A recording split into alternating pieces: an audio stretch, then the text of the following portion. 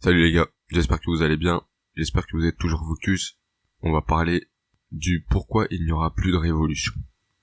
Pourquoi est-ce que le monde dans lequel on vit, il y aura plus, tu sais, de grandes, comme en mai 68, je crois que c'était, je sais pas quoi, tu vois, des grandes manifestations, des grandes révolutions. Alors en fait c'est très simple. Il faut comprendre que par exemple en mai 68, je sais plus si c'était cette date-là, je crois que c'était cette date-là, quand il y a eu la grosse manifestation, je sais pas pourquoi, pour le droit du travail, je crois, pour les congés payés, des trucs comme ça.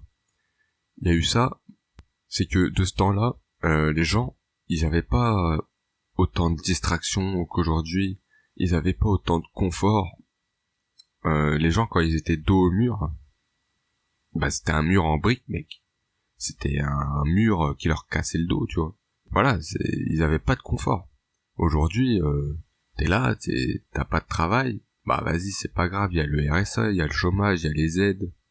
Dès qu'il y a un truc qui va pas, tu vois, les gilets jaunes, boum, on vous augmente un petit peu le SMIC, hop, tout le monde se calme. En tout cas, les trois quarts se calment, et tous ceux qui sont encore nerveux, du coup, le blast, il s'estompe, tu vois, l'énergie s'estompe. Et ça, ils l'ont bien compris, à mon avis, dans les hauts cercles de la société. Bon, il y a ça qui fait que il y a le confort social, quoi. Ici, aujourd'hui, tu perds ton travail, d'accord, tu vas pas être dans le gros confort, mais tu vas pas être dos au mur, tu vois. Si jamais tu sais gérer un minimum, tu vas pas être dos au mur, tu vois. Le mur, tu vois, ça va être un petit matelas, tu vois. Tu pourras pas aller plus bas, mais ça va, tu vois ce que je veux dire. Il y a aussi la technologie. La technologie, selon moi, ça a rendu les gens faibles. La technologie, comme les réseaux sociaux, des choses comme ça, les jeux vidéo, etc. Ça a rendu les gens faibles parce qu'en fait, ils sont absorbés par tout ça. Ils ont des shots de dopamine. Et du coup, leur cerveau, il se dit, bah, pourquoi est-ce que je vais aller dehors faire une révolution? Alors que si je vais sur mon téléphone, j'ai tout ce qu'il me faut comme validation, j'ai tout ce qu'il me faut comme notification, j'ai tout ce qu'il me faut comme pop-up, j'ai tout ce qu'il me faut comme dopamine. Donc du coup, bah, les gens, ils sortent pas dehors, quoi. Ils sortent, mais dès que tu leur mets un petit casse-dalle, hop, toute l'énergie elle s'estompe, tu vois. Et c'est pour ça qu'aujourd'hui il y aura rien. C'est pour ça que les hauts responsables des pays, ils nous donnent des 100 balles, des 50 balles, ils augmentent le SMIC de 30 balles, ils font des petits trucs comme ça. Parce qu'il y en a, ça se joue juste à ça en fait. Il y en a, ils se disent, bah vas-y, 100 balles c'est bon, hein. Je vais pouvoir payer l'essence. Il y en a, ils se disent, ouais, 30 balles, voilà. Et puis il y en a, ils ont trop à perdre. Ils se sont endettés sur des voitures, des téléphones, des prêts à la consommation. Donc du coup, s'ils arrêtent de travailler, ils peuvent pas faire de révolution d'une semaine. On leur donne 100 balles et puis ils sont bons. Et c'est pour ça qu'aussi ça fait qu'on n'est pas prêt d'avoir une révolution, quoi. Et maintenant, il y a aussi le fait que les gens pensent que la vie est belle. C'est le troisième point. Les gens pensent que la vie est belle. La vie est belle, mais seulement visuellement, les gars. La vie est belle seulement visuellement. De manière intrinsèque, la vie, elle est pas là pour être belle. La vie, elle est là pour vous tuer, les gars. Elle est là pour vous tabasser, les gars. Les gens, ils pensent que la vie est belle et ils pensent que la vie est gentille. Ils pensent que le monde peut être géré avec l'amour. Ça marche pas comme ça. Une tortue, une bébé tortue, quand elle sort la nuit de son œuf et qu'elle va marcher vers, qu'elle court, parce que si elle marche, qu'elle court vers l'eau, il y a la vie qui arrive, mais la vie, comment elle s'appelle? Elle s'appelle Madame la Mouette, et bam, la tortue. Il y a plus de tortue. Elle est à peine née, 30 secondes, bam, gros bec. Gros bec. Tu vas me dire que la vie, elle est belle. Même dans l'espace, mec. Même dans l'espace. Il y a des astres, il y a des soleils, il y a des étoiles. C'est beau, visuellement.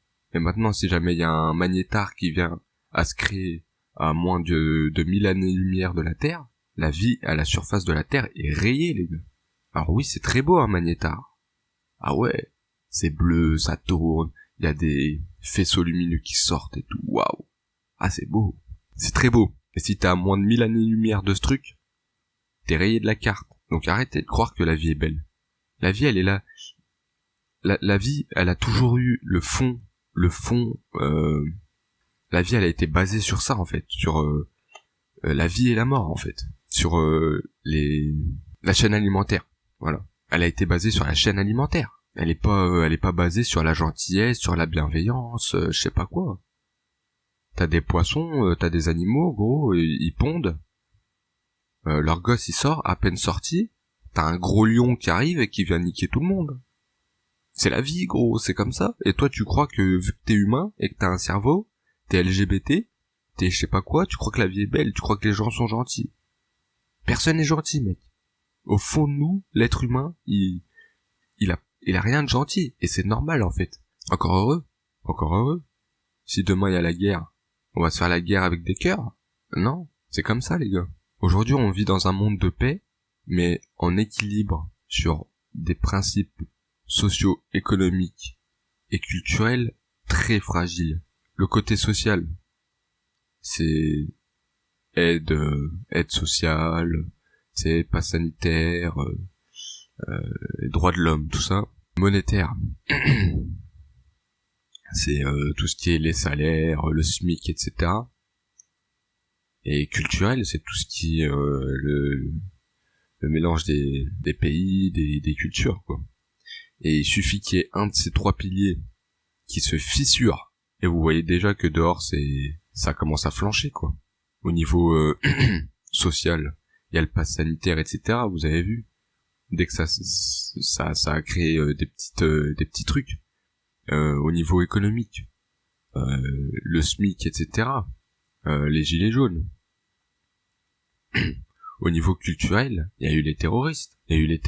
Quoi. Ça fait que les gars, on vit pas dans un monde en paix. Hein. On vit dans un monde en paix, en équilibre sur des principes sociaux, économiques et culturels très fragiles. Très très fragiles.